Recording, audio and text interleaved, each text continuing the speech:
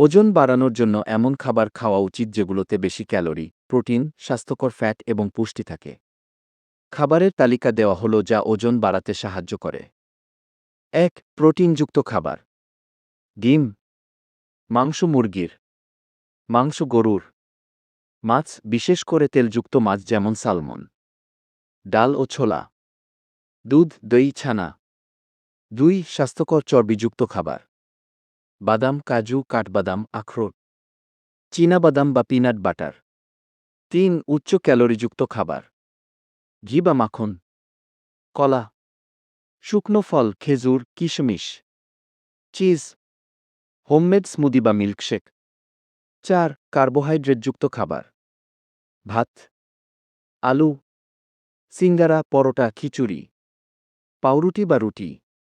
অতিরিক্ত টিপস: দিনে ৫-৬ বার খান, প্রতিবার বেশি ক্যালোরি ও পুষ্টিসহ। ব্যায়াম করুন, বিশেষ করে ওজন তোলার ব্যায়াম মাস্ল মাস বাড়াতে সাহায্য করে। ঘুম ঠিক রাখুন, প্রতিদিন ৭-৮ ঘন্টা।